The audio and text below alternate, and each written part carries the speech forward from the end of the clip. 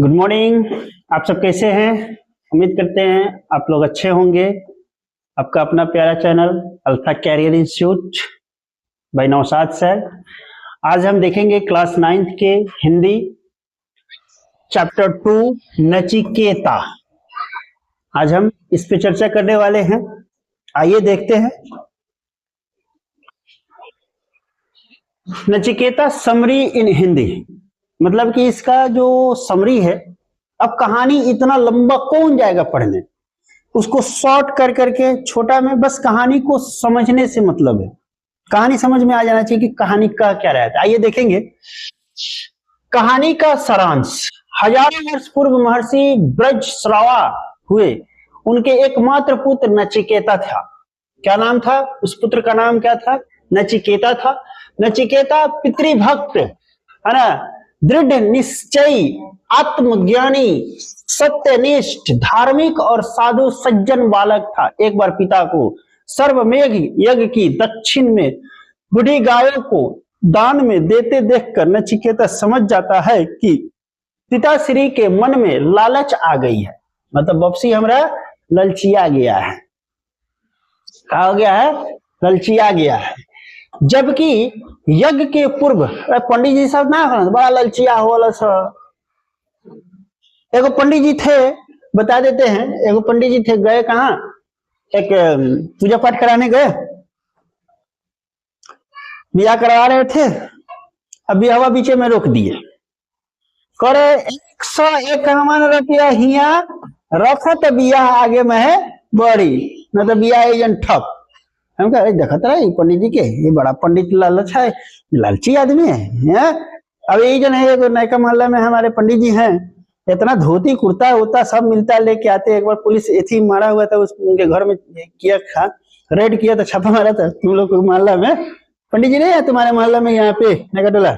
हाँ, अरे इतना मर्दानी वर्दानी सब निकला था। खैर अरे पंडित जी इसको किस लिए रखा है, दान वान कर दो, गरीबों को दे दो, ताकि गरीब पहन करके इसको स्वागत तो कर लेंगे। पंडित सब बड़ा लालची होता है भाई, और भी पंडित को देखेगा ना हमारा बड़ी मार मारेगा। लेकिन नहीं, बहुत सारे पंडित जी लोग बहुत अच्छे भी होते हैं, और बहुत सारे पंडित जी लोग होते हैं लालची होते हैं। कि पूर्व उन्होंने प्रिय सभी वस्तुओं को दान में देने की बात नचिकेता से बताई। आ गया ना बात? तो वो पंडित जी को सोचना चाहिए कि दान में दे देना है। हाँ, अपने पिता को संकल्पहीन होते देख नचिकेता को अपने पिता के द्वारा किए गए सर्वमेघ यज्ञ की सफलता पर संदेह हो गया, और उसने पहले पिता को अपने संकल्प का ज्ञान कराते हुए कहा, पिताजी आपने तो प्रिय वस्तु ही दान देने की बात बताई है, फिर बुढ़ी और दूध नहीं देने वाली गाय ही क्यों दान में दे रहे हैं? पिताश्री आपने तो जो बोला था देने के लिए वो तो नहीं दे रहे हैं, आप दूसरा दे रहे हैं। इसका मतलब आपके मन में लालच ईर्ष्या है। पहले ब्रजश्रवा मुस्कुराए, लेकिन बार बार नचिकेता के द्वारा कर्तव्य बोध की बात सुनकर के गुस्सा में आ गए। पिता को क्रोधित देख करके भी नचिकेता निडर पूर्वक प्रश्न किया, पिताजी आपकी सबसे प्रिय वस्तु मैं हूं। पिताजी आपका सबसे प्रिय वस्तु मैं हूं, आप मुझे किसको दान में दे रहे हैं? आप मुझे किसको दान में दे रहे हैं? आगे कहता है, ब्रजश्रवा और भी अधिक क्रोध में आकर कह दिया कि तुम्हें यमराज को दूंगा, तुम्हें यमराज को दूंगा। नचिकेता पिता से आज्ञा मांगकर यमराज के पास जब जाने की बात कही तो अपनी भूल पर पछतावा होने लगा था। नचिकेता को समझाने का प्रयास किया। नचिकेता जानता था कि जब तक प्रिय वस्तु के प्रति पिता की आश्वशक्ति रहेगी तब तक सर्वमेघ यज्ञ पूरा नहीं होगा, मतलब कि जब तक रहेगा तब तक ये पूरा नहीं होगा। अब दृढ़ निश्चय का मतलब कि मजबूत इरादा। नचिकेता पिता से आज्ञा मांग यमपुरी जाता है, द्वार पर उसे रोक दिया जाता है, यानी कि दरवाजे पे क्या किया जाता है? रोक जाता है, क्योंकि यमराज अपने पुरी से बाहर गए हुए थे। यमराज भी कहीं घूमने उमने गए थे, ऐश करने गए थे। 3 दिनों तक यमपुरी के द्वार पर नचिकेता भूखा प्यासा बैठा रहा। यमराज आए तथा द्वार पर ऋषि पुत्र को पकड़ ऋषि पुत्र को पड़ा देख परिचय तथा आने का कारण पूछा कि क्यों आए हो, है भक्त तुम यहाँ पे क्यों आए हो। नचिकेता ने कहा कि मेरे पिताजी ने सर्वमेव यज्ञ किया जिसके दक्षिणा में पिताजी ने मुझे आपको दान में दिया है, मतलब मुझे यमराज को दान में दिया है। आपकी सेवा में उन्होंने मुझे आपके पास भेजा है। नचिकेता के उत्तर सुनकर के यमराज ने आश्चर्यपूर्ण शब्दों में कहा कि नचिकेता यमपुरी आते तुझे डर नहीं लगा? पूछे, यमराज साहब पूछते हैं। नचिकेता ने सरल ढंग से उत्तर देते हुए कहा, देव भय कैसा, मेरी दृष्टि में मृत्यु ही सबसे बड़ा वरदान है। यानी कि कभी भी मृत्यु से आदमी को नहीं डरना चाहिए। मौत क्या है, ब्रहक है, जब भी आना होगा आके रहेगा, आप उसको रोक नहीं सकते हैं, आप उसको पछाड़ नहीं सकते हैं। चाहे आप कितना भी आइसोलेट हो जाए, शीशा के ताबूत में बंद हो जाए, जब आपकी मृत्यु तय होगी तो मृत्यु आएगी। इससे बिल्कुल आपको घबराना नहीं है, निडर रहना है और हमेशा आपको ये सोच रखना है कि हम किसी के लिए भी भलाई करें, केवल और भलाई, बस, इसके अलावा कुछ नहीं। तो मौत तो आनी है। जिस इस पृथ्वी पर जो भी जन्म लिया है उसको मरना है। यहां पे कोई अमर नहीं है, ठीक। तो ये बालक बोलता है कि डर किस बात का, मृत्यु ही मेरे लिए बड़ा वरदान है। जब मनुष्य का शरीर साथ देना छोड़ देता है तब मृत्यु ही उसे, है ना, कष्टों से मुक्ति दिलाती है। जब हम बुढ़ा हो जाएंगे, कमजोर हो जाएंगे, जब हम चल नहीं पाएंगे, फिर नहीं पाएंगे, खा नहीं पाएंगे, सांसें नहीं ले पाएंगे, तरह तरह के शरीर में बीमारी, उस समय हम भगवान से प्रार्थना करते, हे भगवान हमें अब उठा ले। हम यही ना कहते हैं, हे ईश्वर हमको अब ले चल, और मुझसे बर्दाश्त नहीं हो रहा है, मुझे मृत्यु दे दे।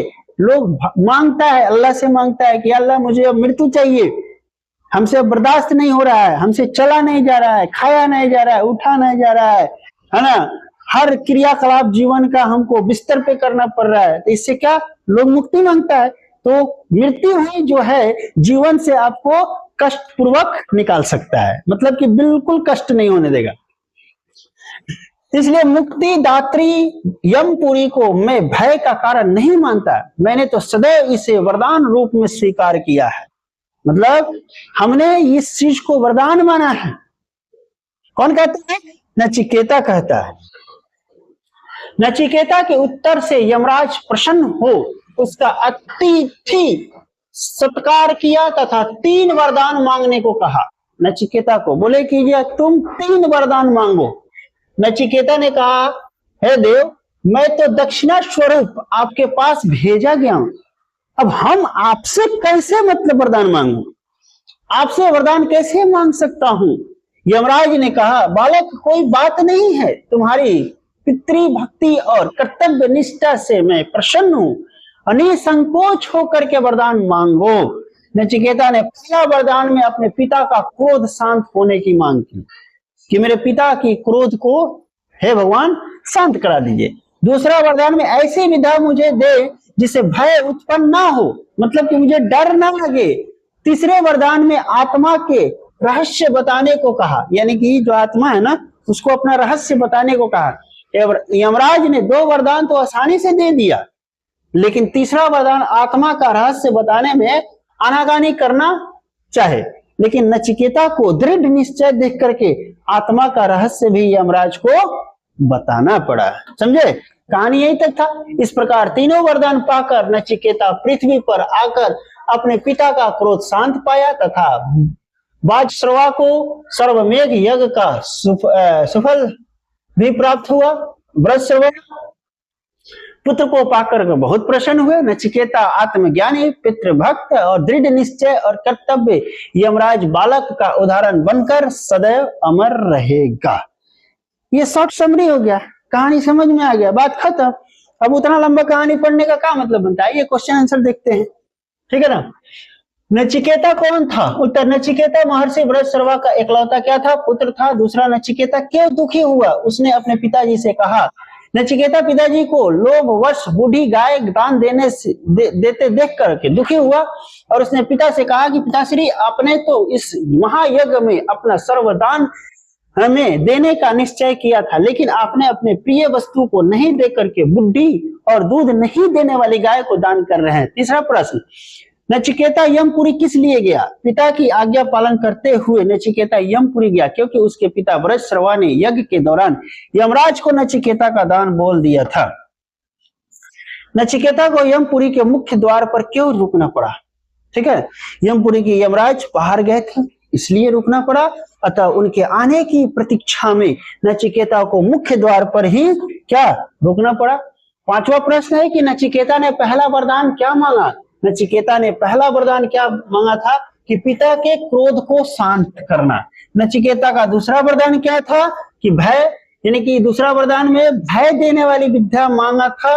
तीसरा वरदान में आत्मा के रहस्य बताने को मांगा था। अगला क्वेश्चन है, किसने किससे कहा? प्रश्न है 7 नंबर कि किसने किससे कहा? मृत्यु के मुख में पहुंचकर कोई नहीं लौटा वत्स, ये किसने कहा था? तो ब्रज ने नचिकेता से कहा था। ब्रज श्रवा कौन थे? नचिकेता के पिता थे। छोटा मुंह बड़ी बात करता है ना? यज्ञ की मुझे चिंता होनी चाहिए, तुझे नहीं। ब्रज श्रवा ने किससे कहा? नचिकेता से कहा। आप तो यमपुरी जाने की आज्ञा पहले ही दे चुके हैं, अब कुछ भी कहना मेरे लिए निरर्थक। नचिकेता ने पिता बृहस्पति से कहा, है ना। अगला पाठ से आगे का प्रश्न क्या है? महर्षि बृहस्पति अगर गायों को ब्राह्मण को दान में देते तो क्या होता? ठीक है ना। महर्षि बृहस्पति अगर बूढ़ी दूध नहीं देने वाली गाय का दान, है ना, ब्राह्मण को दे देते तो उनका यज्ञ सफल नहीं होता, इसलिए नहीं दिया। यज्ञ से क्या तात्पर्य है? यज्ञ का तात्पर्य होता है कि किसी कार्य के लिए विहित विधिवत यज्ञ देवता का पूजन और हवन करना। जैसे पुत्र प्राप्ति के लिए राजा दशरथ ने, है ना, पत्रेष्ठी यज्ञ करवाया था। कौन सा यज्ञ करवाया था? पत्रेष्ठी यज्ञ कराया था। कौन? राजा दशरथ ने। जैसे होता है ना, हम लोग क्या करते हैं कि बहुत सारी मनोकामना रखते हैं अपने मन में और वरदान मांगते हैं, ईश्वर से प्रार्थना करते हैं, अल्लाह से प्रार्थना करते हैं, भगवान से प्रार्थना करते हैं कि हे भगवान, हमारी ये इच्छाएं हैं, अगर हमारा ये पूरा हो गया तो हम एक यज्ञ कराएंगे, अष्टजाम कराएंगे, महायज्ञ कराएंगे। मतलब हम क्या करते हैं, खुद में हम लोग, मतलब इसको हम क्या बोलेंगे, रिश्वत देते हैं। क्या देते हैं? रिश्वत देते हैं कि भगवान जी हमारा काम कर दिया तो हम तो लड़ाई कराए। ये बट ऐसे कहने की बात है कि रिश्वत देते, ऐसा कुछ नहीं है। ठीक, बहुत सारे लोग बहुत सारे दरगाह पर जाते हैं और वहां दरगाह पर जाकर के मत्था टेकते हैं और कहते हैं कि जैसे कि ख्वाजा अली मैनुद्दीन चिश्ती के दरगाह पे ही चले जाइए, वहां पे लोग जाते हैं और मत्था टेक करके कहते हैं कि हे ख्वाजा जी, हमारा हाई काम हो जाएगा। लेकिन मैं इन सब चीजों को नहीं मानता, मैं इन सब चीजों को कुछ नहीं मानता हूं। मैं एक ही बात जानता हूं कि मेहनत शर्त है। आप तभी कामयाब हो पाएंगे जब आप मेहनत करेंगे। तो सबसे पहले आपको मेहनत शर्त है। आप मेहनत कीजिए, ऑटोमेटिक आपका हर चीज आपका पूरा हो जाएगा। दूसरी नंबर बात, अगर आपको मांगना ही है तो आप उनसे मांगिए जिन्होंने इस पूरी कायनात को बनाया, इस पूरी दुनिया को बनाया। आप उनसे मांगिए ना। ठीक, भगवान से ना मांगेंगे। अब इस दीवार से कहेंगे कि है दीवार हमारा के भोजन खिला दे, तो हो जाएगा क्या? नहीं होगा। वही बात है। तो ये सब क्या मतलब यज्ञ वगैरह कराया जाता है, जैसे कि बाल रखा जाता है, चोटी वोटी रखा जाता है ना, तो जाकर के कटवाया जाता है, जिसको भाड़ा बोलते हैं। क्या बोलते हैं? भाड़ा बोलते हैं। अगर आपको 3 बार मांगने के लिए कहा जाए तो आप क्या मांगेंगे? अगर हमें 3 बार मांगने के लिए कहा जाए तो मैं निम्नलिखित वरदान मांगूंगा। पहला, सद विद्या प्रदान करें, सदैव निरोग रहें, अपने कर्तव्य पथ पर बढ़ते रहें। आया ना, सद विद्या प्रदान कर, मतलब सद्बुद्धि मिले आपको, सदैव निरोग रहे। हम लोग को क्या चाहिए? सुखी रहें, संपन्न रहें, स्वस्थ रहें, है ना, तंदुरुस्त रहे, चुस्त रहे, फुरुस्त रहे, आगे की तरफ बढ़ते रहे। बस बात खत्म। नचिकेता साधु प्रवृत्ति का था। और साधु प्रवृत्ति से आप क्या समझते हैं? साधु प्रवृत्ति का अर्थ होता है कि सरल स्वभाव, यानी कि जो एक साधु होते हैं ना, साधु, उनका जो जीवन होता है ना, जीवन बड़ा मतलब कि सरल होता है। कैसा होता है? सरल होता है। ना उनका जीवन में वाईफाई है, ना मोबाइल है, ना आईफोन है, ना एसी है, ना गाड़ी है, ना बंगला है, ना घोड़ा है, ना बीवी है, ना बाल है, ना बच्चा है, ना जमीन है, ना जाथा है, कुछ नहीं है। उनका जीवन टेंशन मुक्त है। जहां जहां साज वहीं ध्यान, मतलब जहां जाएंगे वही जन मांग करके खा लेंगे, हो गया, पेट भर के, कहानी खत्म, कमाने की भी जरूरत नहीं है। तो ये चीज है। साधु प्रवृत्ति का अर्थ होता है कि सरल स्वभाव, यानी कि उनका जीवन कैसा होना चाहिए? सरल स्वभाव होना चाहिए। साधु का मतलब एक्चुअल साधु जो होते हैं ना, उनका कोई, जैसे कि हम जिनका मुरीद हैं, हम सबसे बड़ा, अगर हम किसी का फैन है इस पृथ्वी पर, अगर कोई कथावाचक है तो एक कथावाचक है प्रेमानंद जी महाराज। हम उनका सबसे बड़ा फैन है। भगवान उनको और भी आगे जीवन दे, और ऐसा कभी वक्त आए तो हम भी उनसे एक बार मिले, क्योंकि उनकी वाणी से हम इतना प्रभावित होते हैं, और उनकी वाणी ने हमारे अंदर बहुत सारी चीजों को क्या किया है? बदलाव किया है। तो समझे कि नहीं? हम उनका हर एक चीज को देखते हैं। इसलिए मेरी जो आइडियोलॉजी है, मेरा जो ये है, हम प्रेमानंद जी के महाराज जी हैं जो, हम उनको अपना फैन मानते हैं। समझिए कि हम उनका फैन हैं। हम उनके हर चीज को देखते हैं, हर वीडियो को देखते हैं, हर वाणी को देखते हैं, हर चीज को समझते हैं। तो वो भी एक साधुए है जिन्होंने निस्वार्थ, निस्वार्थ का मतलब क्या होता है? कोई स्वार्थ नहीं। ना उनका घर है, ना बंगला है, ना गाड़ी है, ना घोड़ा है, ना मोबाइल है, ना देह पर कपड़ा है, कुछ नहीं।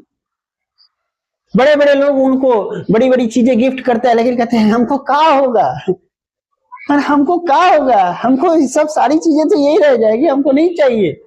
हम जहां हैं वहां खुशी से हैं, सुख है। आज हमें भी लगता है कि हमें अब दुनिया में कुछ नहीं चाहिए, बस सेवा धर्म करके निकल लेना है, चलते रहिए। लालच किस बात की नहीं। अब आता है इसका व्याकरण व्याख्या है, वो भी चीज देख लेते हैं, थोड़ा सा है।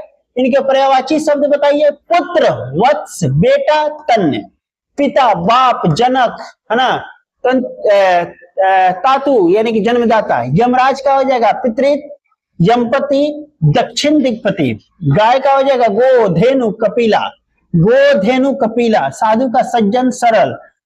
इनके विपरीत वार्थक शब्द, सत्य का असत्य, धर्म का अधर्म, है ना, सहिष्णुनी का असहिष्णुनी, इच्छा का अनिच्छा, संपन्न का विपन्न। अगला है तीसरा नंबर, देखिए, समझिए और सीखिए। पितृभक्त, यानी कि इसको जोड़ना है, पितृभक्त, है ना, इस सबको क्या करना है? जोड़ना है। महायज्ञ, महाजोड़ यज्ञ। ब्राह्मण, है ना, वाक्य, है ना, कर्मनिष्ठ, कर्म प्लस निष्ठ। आत्मज्ञानी, आत्म प्लस ज्ञानी। अनेक शब्दों के लिए एक शब्द। जो पिता की भक्ति करता हो क्या करते हैं? पितृभक्त करते हैं। जो सब कुछ जानता हो क्या बोलते हैं? सर्वज्ञ। जिनसे आत्मा का रहस्य जान लिया हो क्या बोलते हैं? आत्मज्ञानी बोलते हैं। जिनसे दृढ़ निश्चय कर लिया हो, दृढ़ निश्चयी। जो सहनशील हो, सहिष्णु। ठीक है, इसी के साथ आपका ये चैप्टर नंबर 2 द एंड।